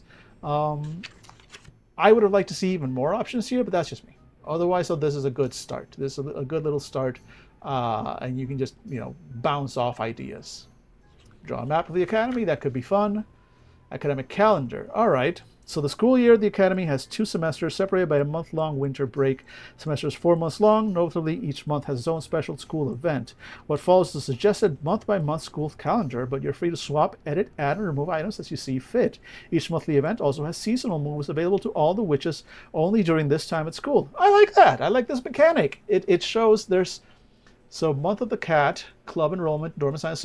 So it lets you separate a ongoing game into the various months and seasons, gives you some example events that can happen. Student council could be an elections, harvest festival, and specific things like a week move, so everybody will have access to this during that first month. Club enrollment and dorm assignment, everybody can have the week move of spectacularly fail at an audition or tryout, and the straw move of successfully recruiting one of the 5 people you need to form a club. Cool. Same thing with everything every other month. They all have examples. I like this because they are suggestions. They are things you can do. And again, as always, you can build off of these. But also, here's a structure. If you don't, you're already... So here's one thing I like, right? Here's one thing I like both about this game and about, games like it. I think what it's doing here is very good. I like when the game gives you a just enough crunch, just enough setting to get you going. And also just enough setting that you can depend on it. Because you can sit down and spend hours planning an entire school year, or even just what's going to happen this month or whatever, that you really shouldn't. You really shouldn't, especially because there's no GM here, right? So when you're doing a GM-less game like this, you're going to want more, you're going to want to give them some guidance, kind of like we saw in the previous sections where there's a lot of GM-style guidance for players. And the fact that this structure is given to you, take it or leave it, but it's there. It's there. And as you're going around the table and, you get to that one player who's like, I don't know, I have no idea what to do. Well, it's the month of the broom. There's an open house. Do you want to do that? Or do you want to take advantage of one of these moves? Have an embarrassing magical accident involving a bunch of dads, or get some juicy gossip from someone's parents. Like, both of those sound like fun scenes. Let's do one of those. So here's your ideas, right? But also you don't have to. They're just there, things that you can do. I like that. I like that. It provides you, it gives you the structure there if you want it. Let's see, having a month-long time skip between each sequence of major scenes and after a particularly strong resolution to a situation could help with the fiction. Let it be a time for wounds to heal and for emotions to build. If at any point you're unsure what kind of conflict you want to focus on or the kind of scene to frame, draw inspiration from the current month's event. Exactly. Let it be a source of conflict and drama. And here's some more circle visuals, or make up your own. So this is kind of like everybody gets to circle something of like the visuals of the stuff you like in the school. Again, use them as examples if you want. Make your own. Okay, so circle 3 things that are in conflict to the Academy. Page 42.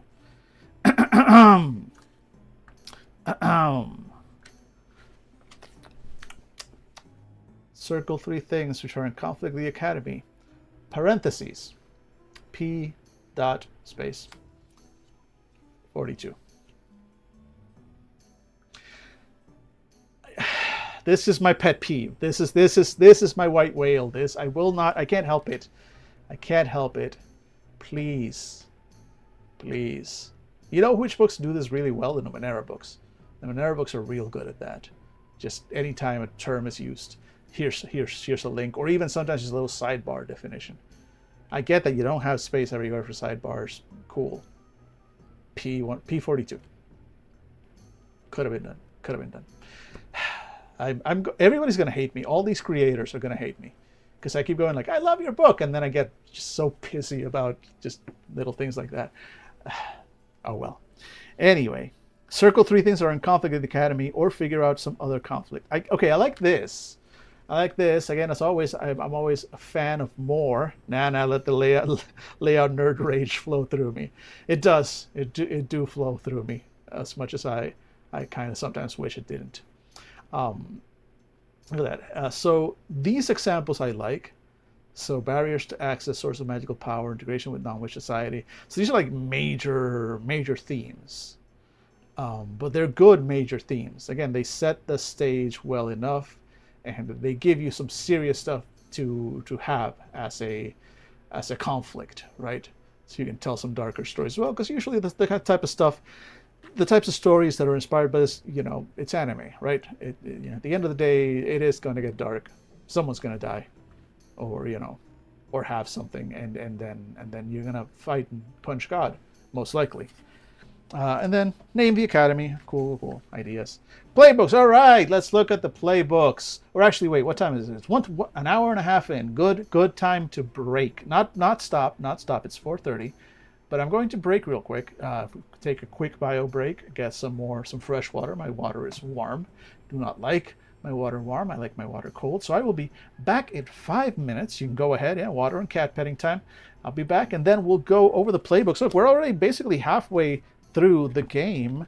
We're going to go over the playbooks. What I'm going to do for the playbooks, I think, we'll read sort of the intro, so we got the flavor of each one, and we'll look at a couple of the moves of the first one. So I guess we'll go with the Starstruck first, and then for the others, we'll do much quicker ones. We'll just do the intro, look at one or two moves, move on. Maybe we'll take one other playbook that we'll kind of deep dive on a little, like the first one, just for comparison's sake.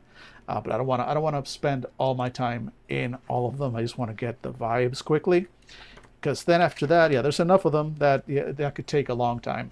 And then I want to get a better feel for the vibes, for the aspects. I want to see what they actually have to offer there. So that's what we'll do in the second half. So I will be back in 5 minutes. Bear with me.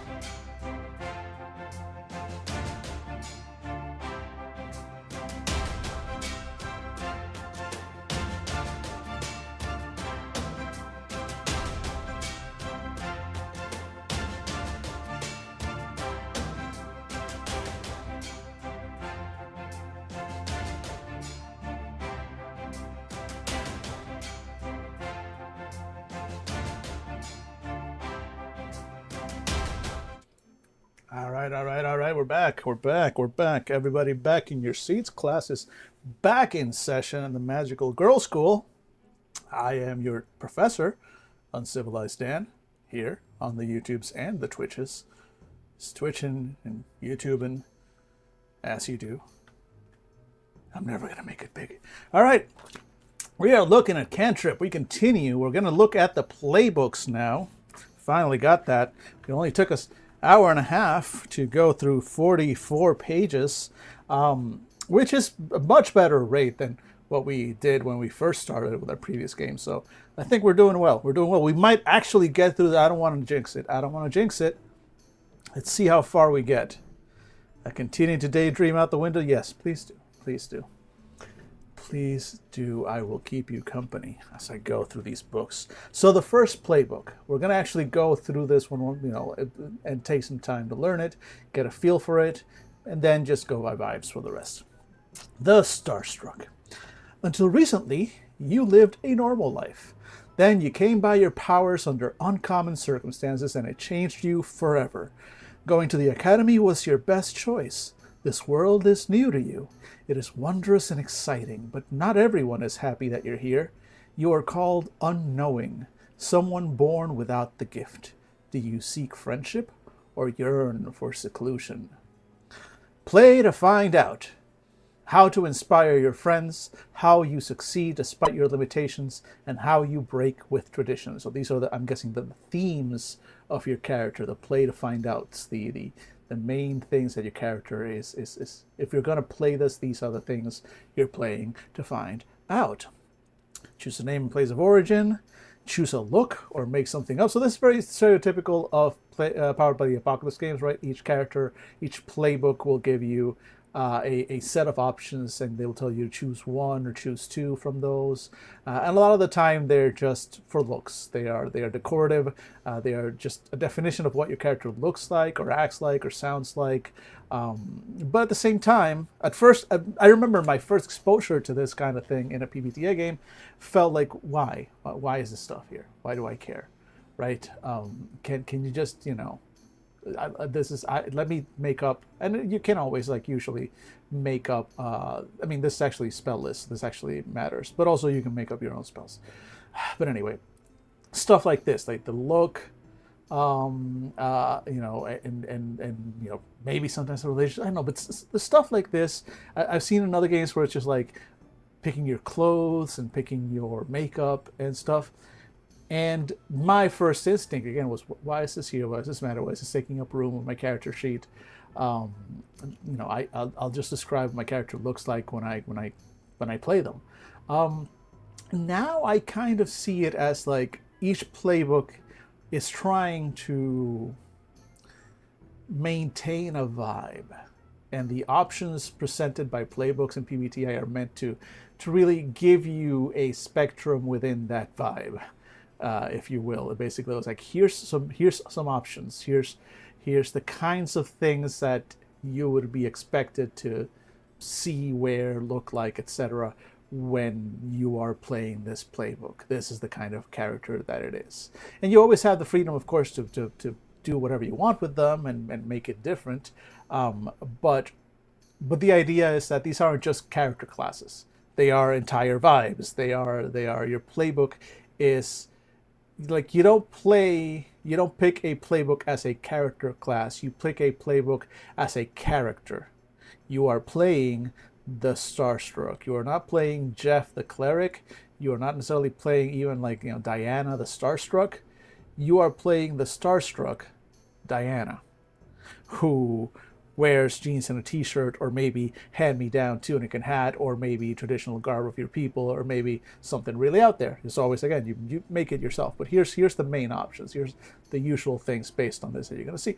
I've grown to appreciate that. Again, different approach.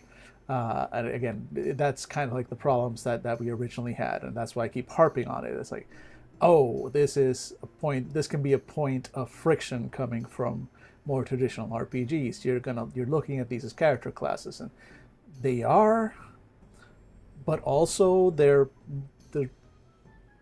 those weird hybrids. They're sort of pre-gen characters, like semi-digested, partially pre-digested characters, I think is how I'm gonna go ahead and describe that, because that feels like the kind of description that people would appreciate. That's what you want to be fed, partially pre-digested characters.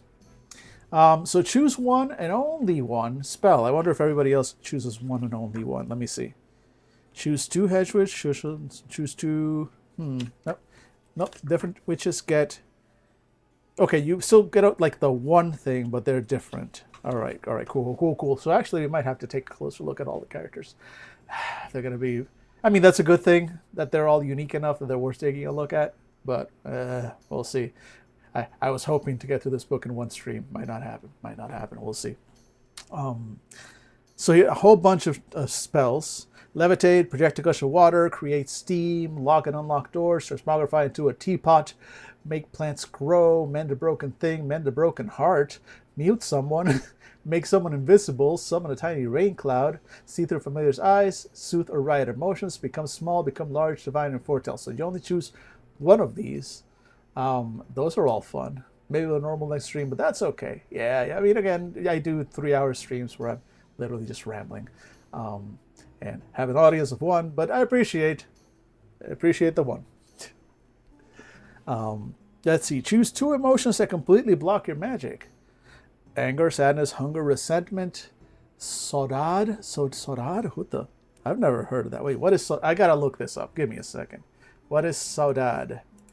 Is that a misspelling or is that an actual emotion? Let's see. Saudade.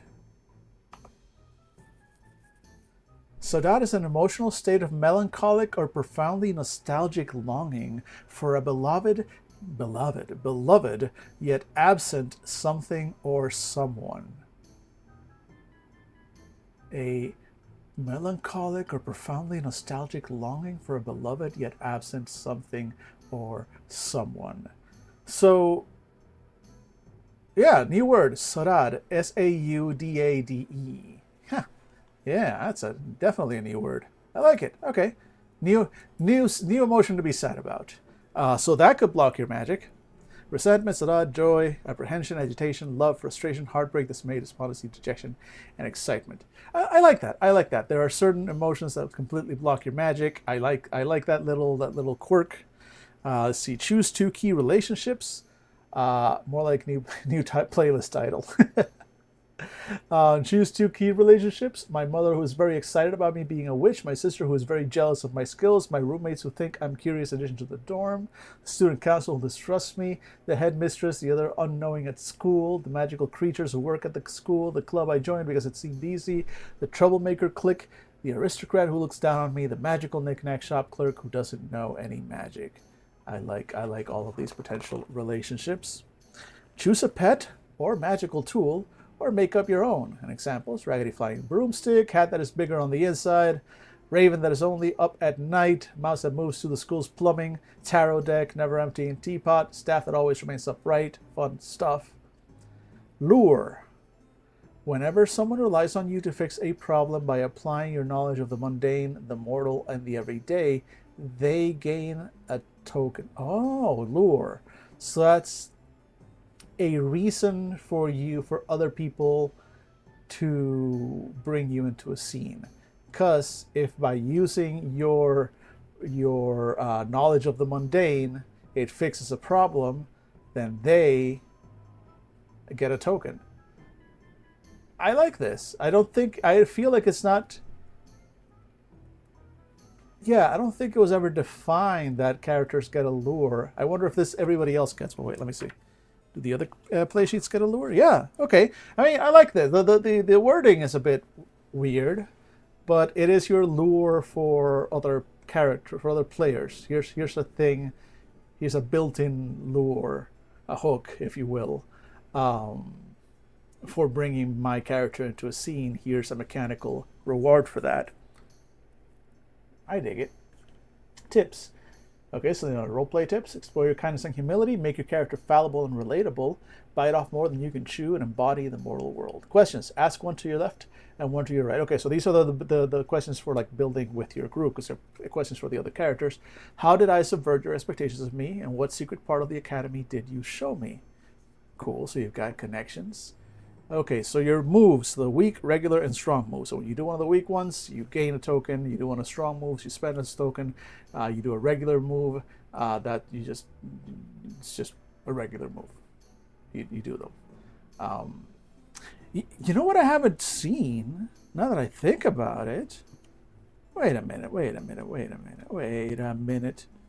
Let's go back here. It is just now hitting me. Because I'm a professional. I am doing this for a living now, and that is that these there is no what's the word here? Dice. There's no the moves just happen. There's no mechanics to this other than the tokens.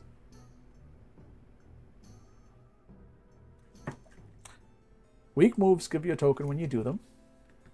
Reject magical solutions, cause a massive magical misfire or accident, lose hope. Yeah, and again, you don't choose these normally, right? I mean, you look at them and then you do narrative about them, and that's when the move triggers. Yeah, get out of harm's way. So basically, you can spend the token to stand up for yourself, spend the token to upend the status quo, or soothe someone's pain, etc., etc. Just do any of these. So these are...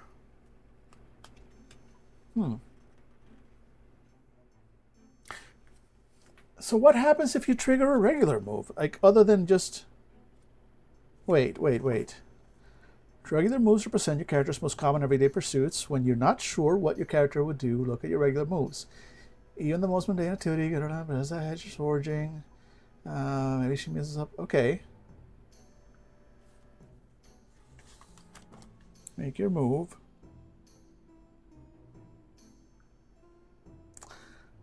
A move is something that your character does that is important to them and their identity. Sure, I get that. These moves. Oh, let me go back here.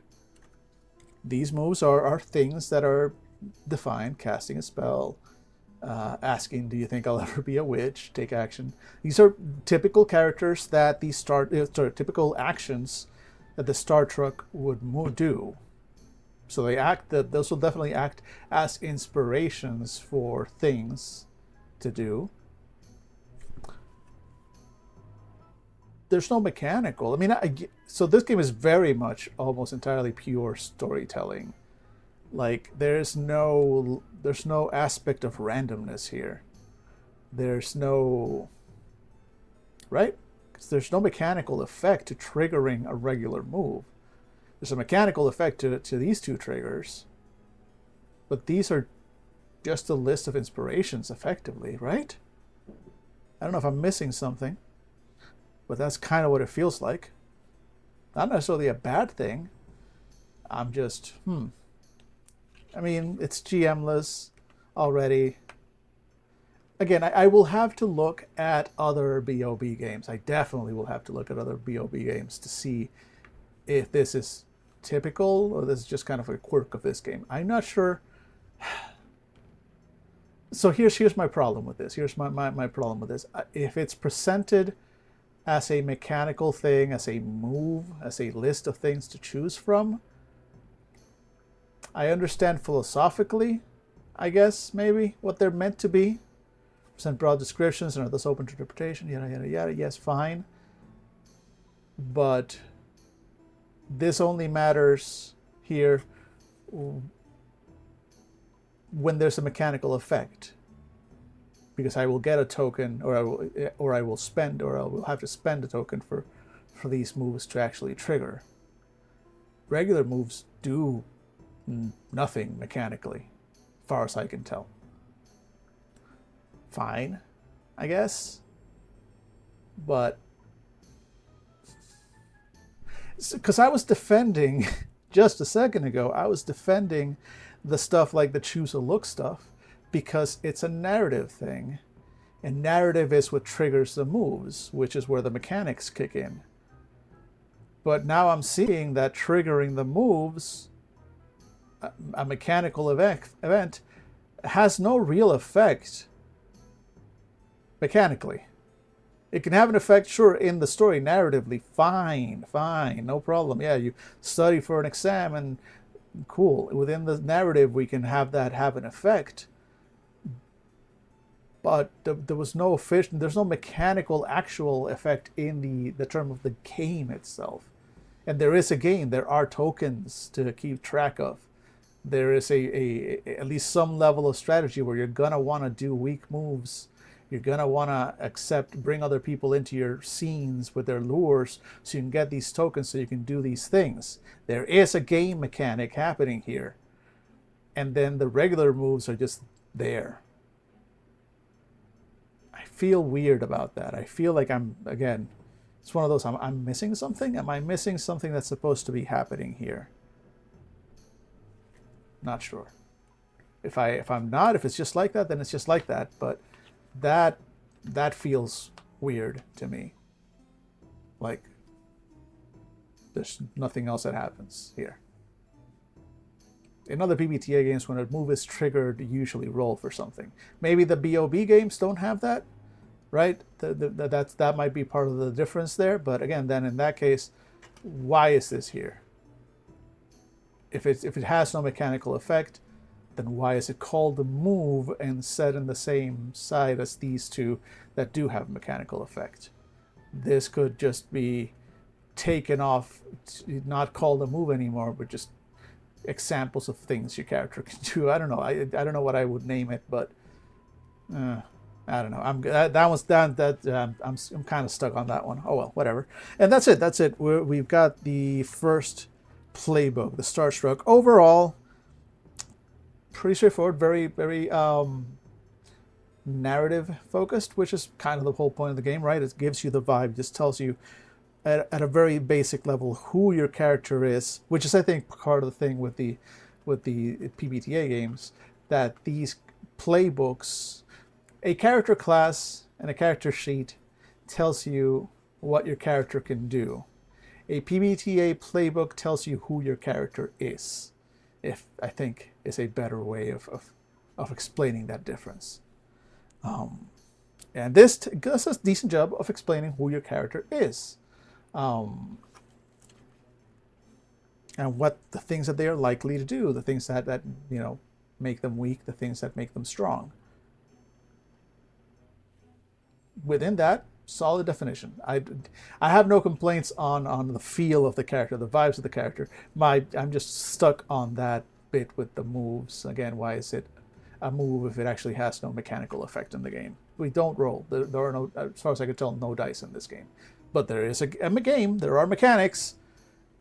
All right, let's compare that to the next to another one of the playbooks. We'll go over them quicker now.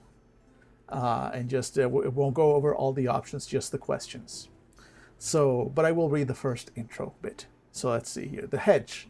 Mycology is a pretty underwhelming name for what you do.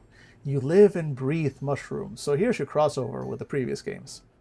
You live and breathe mushrooms. You know the names of insects, plants, and body parts better than you know the names of your friends. Your potions may not be the best in the academy, but they're certainly the flashiest and most unpredictable.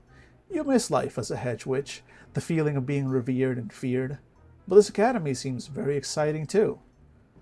Play to find out how magic and nature relate, whether you'll be able to prove hedge witches are just as good as city witches, what benefits and drawbacks a solitary life can have. Alright, so those are the vibes of the hedge witch. You are granola crunchy and have something to prove a little bit. You definitely sound like you're a little bit, maybe a little bit stuck up. Apparently you were revered before. I like that. Alright, so let's see. Choose a look or make something up, covered in leaves and twigs. or a mushroom-shaped hat. Literally just a bunch of cloth draped over you. So again, they want to keep you simple. Choose 2 hedge witch specialties or make up your own. Examples are mushrooms, dowsing for water, animal ken, mixing potions. Choose one way in which you're having trouble adapting to academy life. So your rural slang makes it difficult for others to understand you, or you rarely socialize, or you don't understand etiquette norms, and a few other examples. Choose 2 key relationships: the villagers I keep in touch with, my roommates, the groundskeeper who knows all the good mushroom hunting spots, the city witches. All right, all right. Choose a pet magical tool or make up your own. So it looks like everybody gets a pet or magical tool, at least at first glance. And these are ones that fit a hedge better, like a Venus flytrap in a jar, a mouse that has memorized all your recipes, and stuff like a mushroom that is also a pillow. Okay, your lure. Your lure is that when somebody acknowledges or celebrates your differences or reveres you as a hedge witch, they gain a token. So, like me. If you like me, you get points. Be nice to me. Say nice things about me, you get points. I kind of like that. Make your character fallible and relatable. Embody the contrast between city witches who live in apartments and shout at people, and hedge witches who live in swamps and shout at animals. Embrace solitude and intimacy. Questions? Okay, questions to ask the rest of the group. How do you find me off-putting or strange? And how has being my friend cost you grief?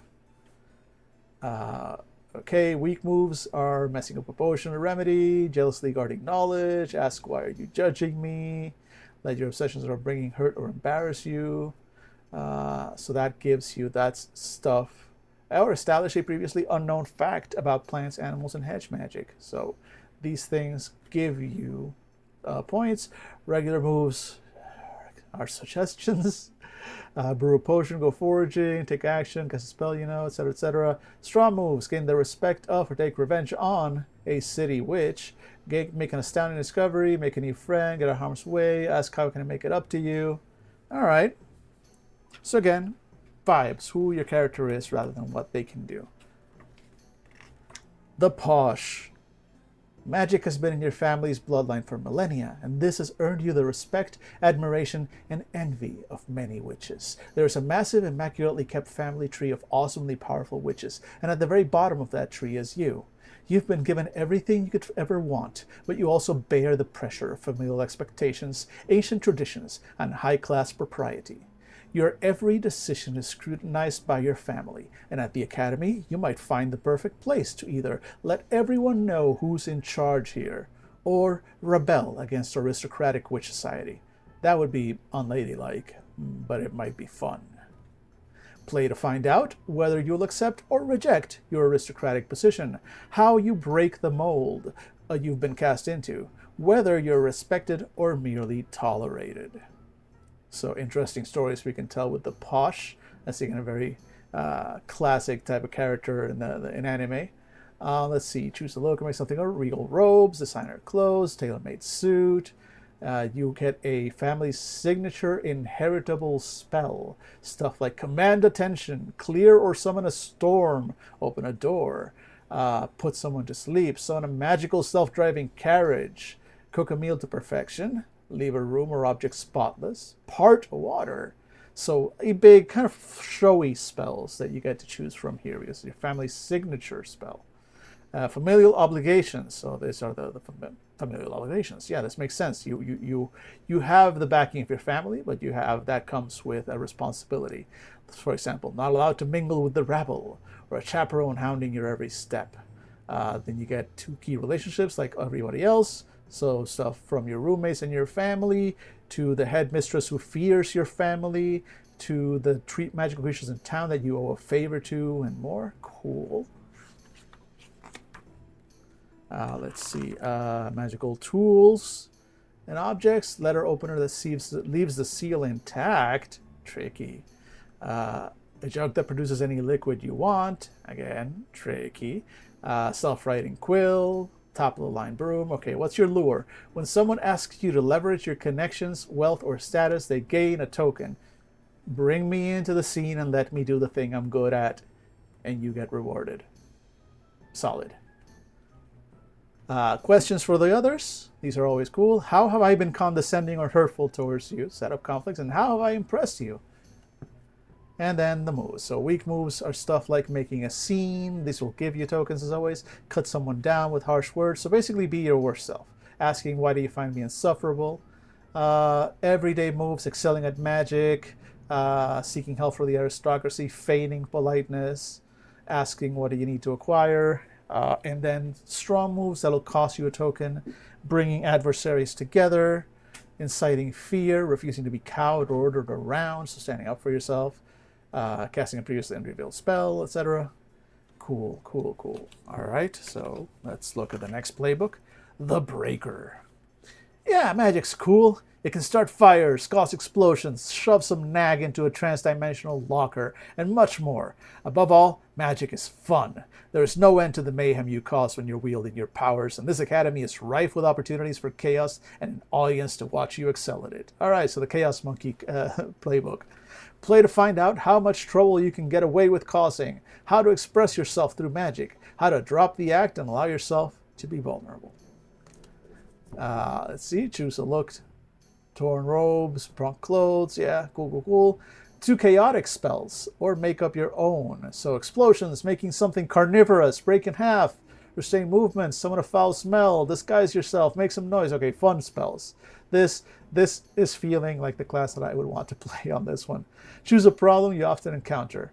Pushing friends away, you only want to fly your broomstick, you always cause collateral damage, your magic is unstable, you don't trust the other troublemakers at school, okay.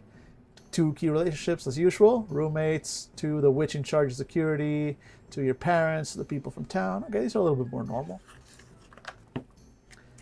Pet or magical tool, infinite pocket sand!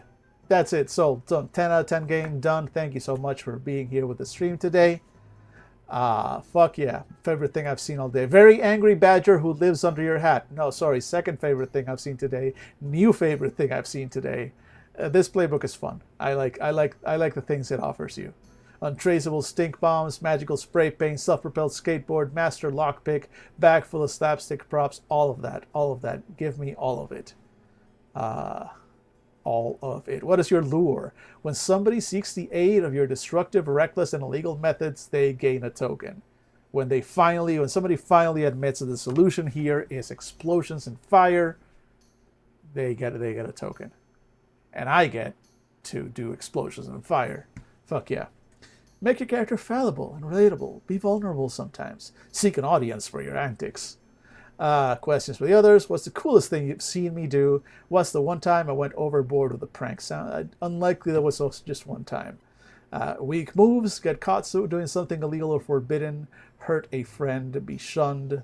Let your penchant for chaos hurt or embarrass you.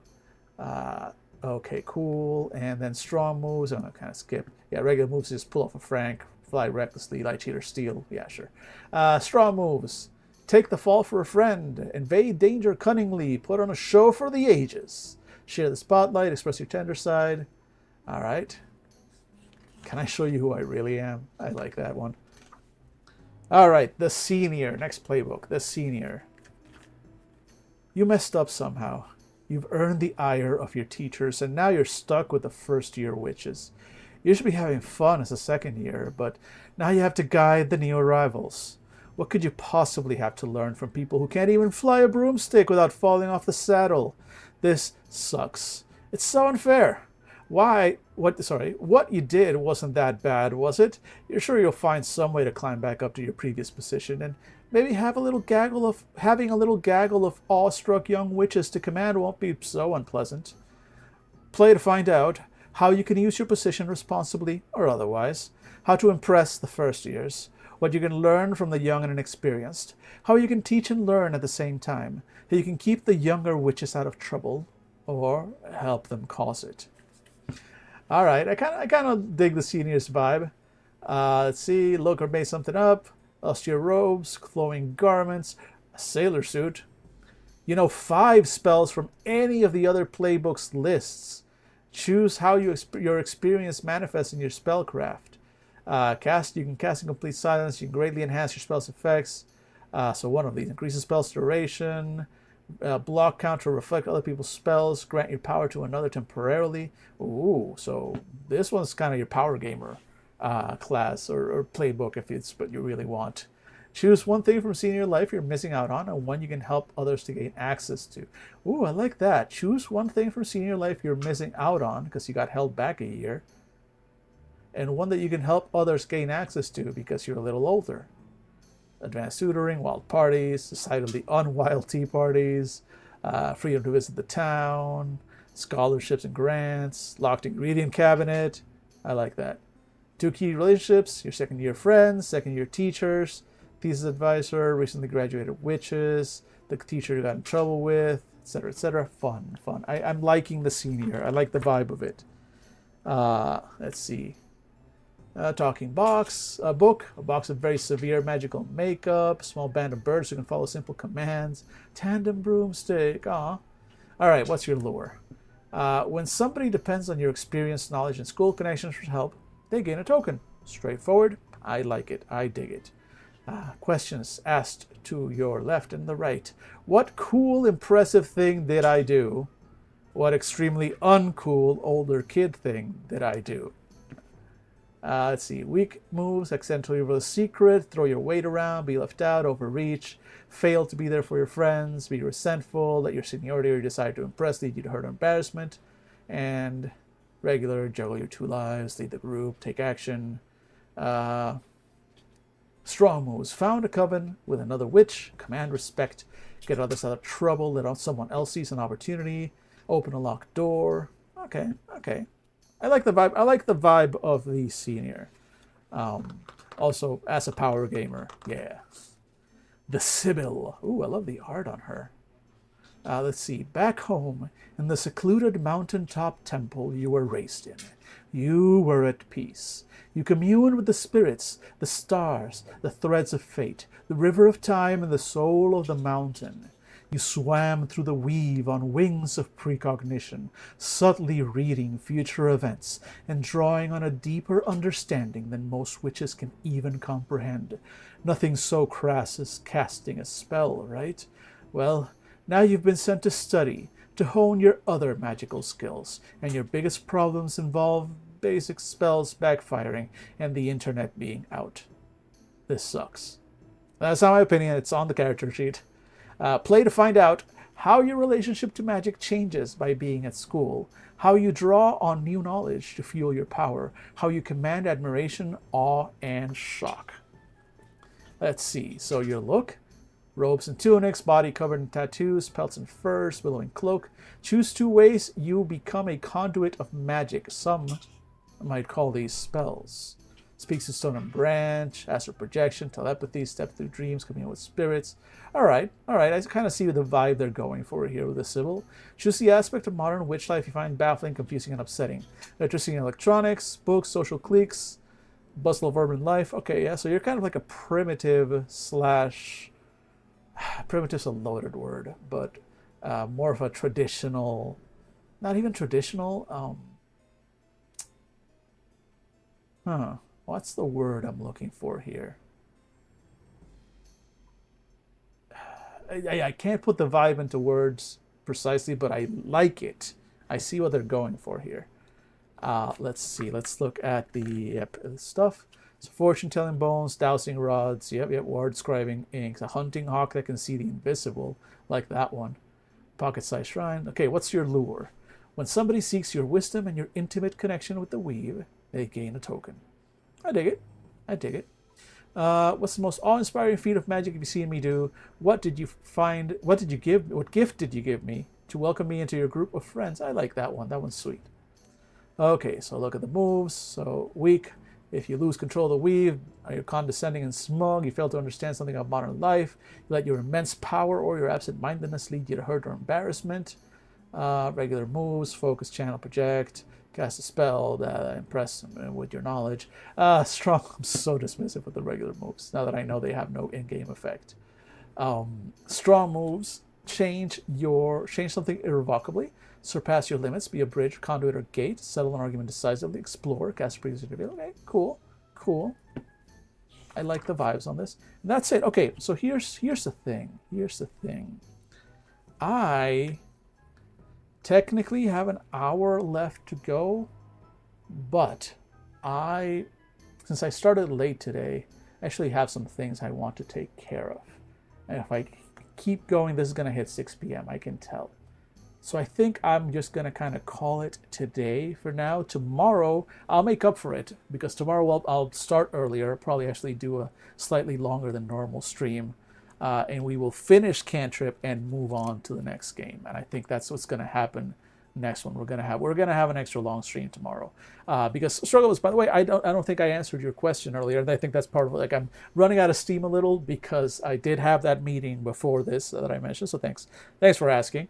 I didn't answer because also immediately after ads happened, but I did have that meeting and it went surprisingly well. It went a lot better than I expected it would. The business expert has likely heard sillier ideas than mine and actually gave me some interesting and good advice and some homework. Yeah, it felt good. It felt good, and it felt good to have someone take my idea seriously, which is always good. That's because that's the main thing that one can't help but worry, when you decide, like, all right, look, man, I'm gonna try and make a living running tabletop RPGs and doing tabletop RPG content online and stuff. The stuff that I tried forever to not take seriously at all with Fandible. I'm gonna try and take that seriously and see if I can live off of it. And to not have him immediately just go ha ha ha ha ha and end the call is comforting. He actually seemed to take it seriously and go like, all right, cool, yeah, let's make this work. So good stuff there.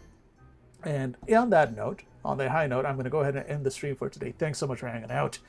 For anybody watching these streams after, thanks so much for watching. You must be a true fan or just really have nothing better to do. There will be, once I finish this, a much shorter and more direct review of this game once I've actually finished going through it. That will be posted later, that I expect will get maybe more views than a 2+ hour stream of me rambling might get. We'll see. Everything is wild out there. On that note, right, 2024 is truly the wildest of times, but here we are. Thanks so much for hanging out with me, and I will see you all tomorrow. Boop.